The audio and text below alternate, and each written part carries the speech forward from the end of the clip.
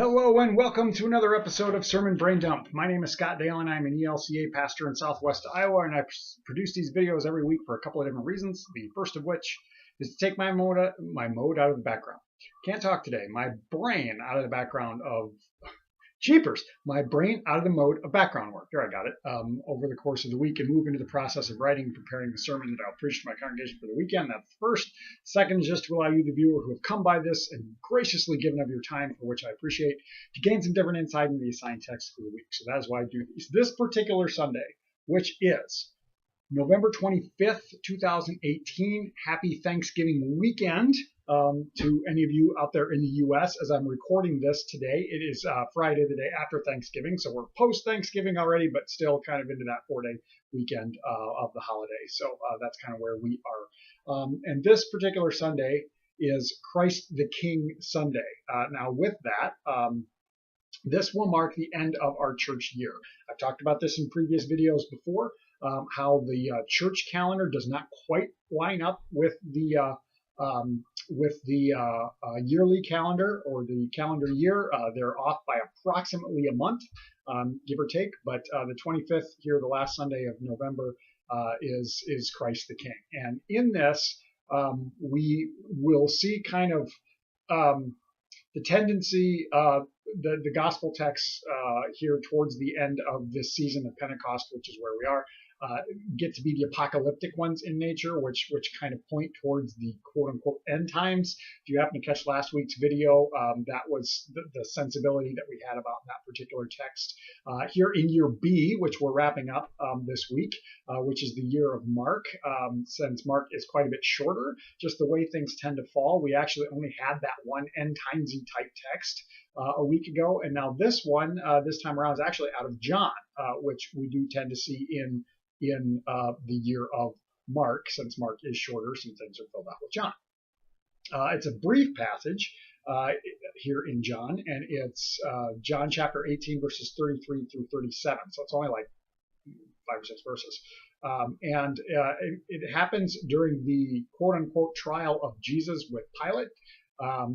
And that's kind of the setting that we have. Now, one more little brief word on church year stuff, and then we'll kind of move into the text. So as I said, this is the end. Christ the King, or sometimes it's called the Reign of Christ Sunday, is another way it's referred to. Same deal, just different wording. This closes out the year, and so next week, as we move into December, we will be hitting the season of Advent. Advent is the 4 Sundays preceding Christmas Day, and so the way the calendar falls this year is it's the first 4 Sundays of December.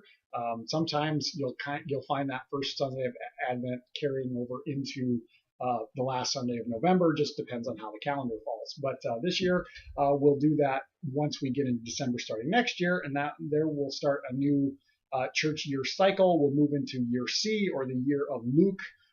So Luke's gospel will predominate for the following year, and we'll begin preparing for the birth of Jesus at Christmas, of course, which is what we celebrate at Christmas. So that's kind of this change that we're going to see. So we've come through the cycle of Jesus' birth, and then into his ministry, and then we have Holy Week and Easter, where we look really heavily at his passion and his resurrection.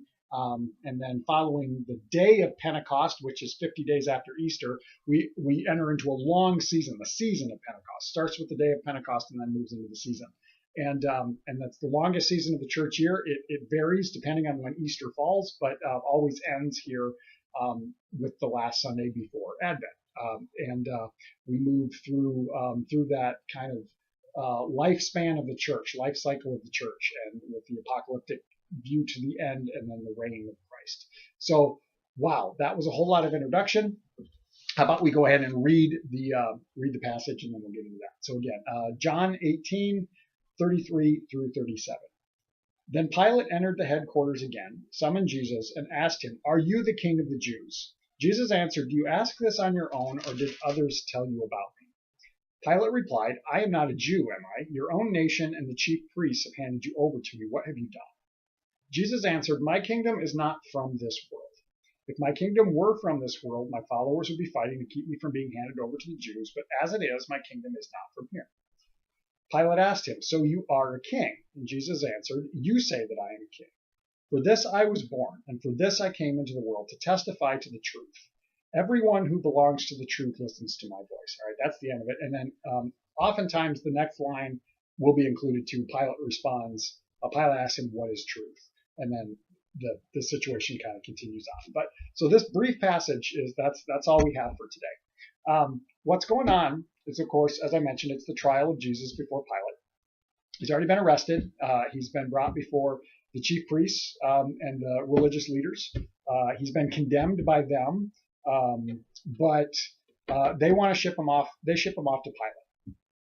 And they're really, if we look at the bigger context of what's happening here, the religious leaders have been plotting for a long time to kill Jesus. From quite early on within John's gospel, we already begin to hear that they're looking for an opportunity to kill him, to have him killed. It raises the question of why. Why is Jesus such a threat? And that could probably be a very fitting thing to think about as we look at this whole Christ the King situation. Now, this back and forth between Jesus and Pilate. Now, Pilate's, of course, the Roman official. He's the highest ranking Roman official in the region. But at the same time, Pilate has people he answers to as well. I've read some things that kind of indicate that maybe Pilate is not necessarily the highest favored in Rome, which is how he drew the short straw and is assigned the region of Galilee, or not Galilee, of Judea and Palestine, this area around Israel, what we call it today, and kind of would be considered in Rome to be something of a backwater region, even though it's an important travel way along the Mediterranean Sea. But so maybe he's on thin ice already, and he's remembering that. But there definitely seems to be a sense here of the political and the religious that are both authorities, and they coexist, but they're somewhat at odds as well. That they're both trying to kind of be hands off from this whole situation with Jesus. Of whatever is going on, it just seems shady. And it would seem that Pilate has picked up on that, because what directly precedes this is they bring Jesus to the Roman headquarters, but they don't want to go in. John places this a day earlier than the Synoptic Gospels do. According to this, Passover hasn't happened yet. And the religious leaders don't want to go into the Roman area because that will make them ritually unclean, and then they can't celebrate Passover.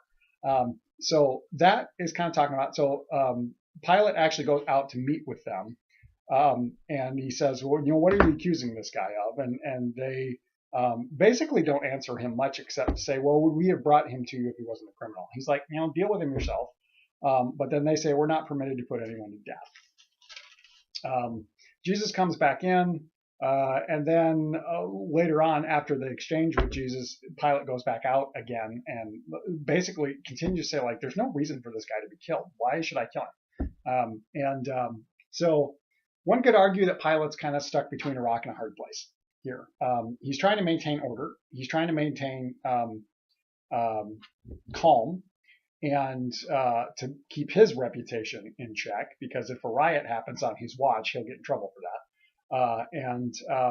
Now the Jewish people, or the Jewish culture within the Roman society, within the Roman Empire, they had kind of an odd little, I don't know what's the word I'm looking for.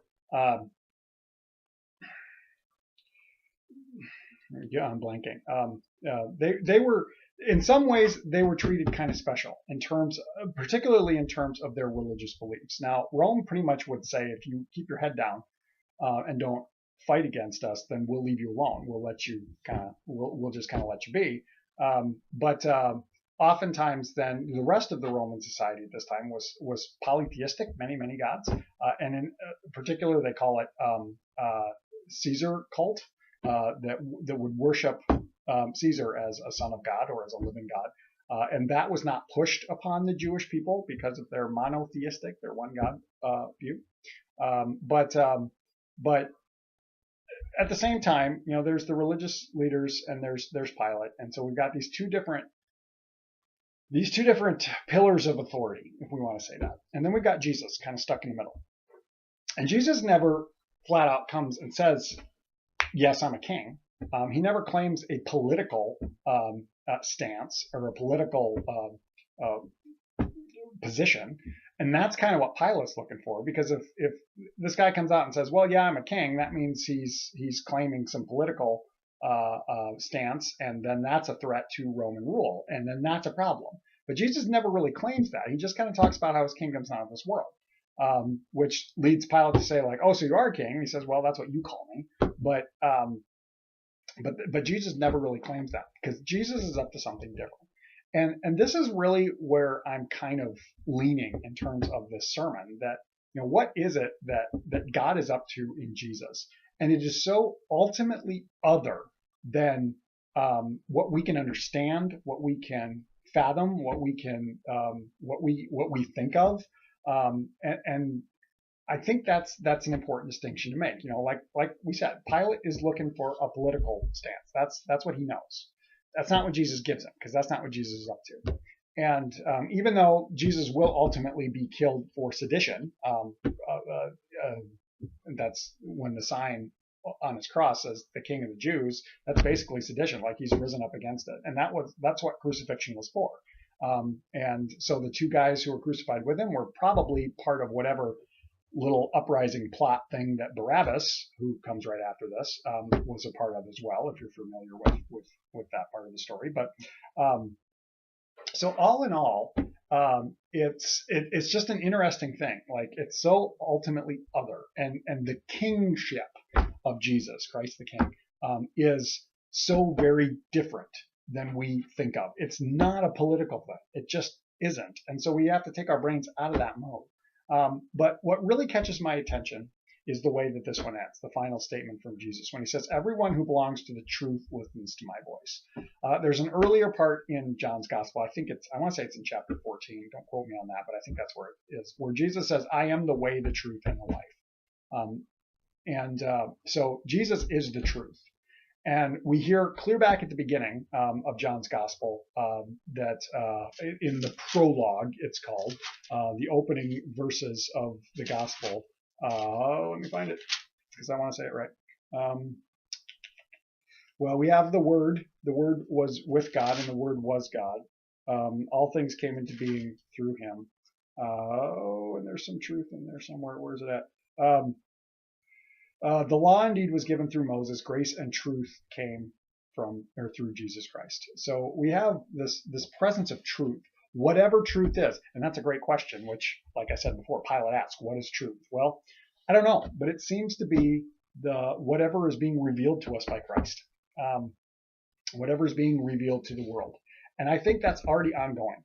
There's the sense that in the crucifixion, Jesus says, it is finished. And I think it is. And yet it's still ongoing. And what's that mean? I don't know. It's mind blowing. I can't figure it out either. But that the reign of Christ, this kingdom of heaven, which we profess is both now and not yet, is always breaking into our present reality. It's always trying to make headway through. And sometimes I think that happens through the action of God. Sometimes I think that happens through us, that when we act in a way that reflects what Jesus seems to teach, that we are part of this inbreaking. That's part of us being the hands and feet. And yet there's still more to come.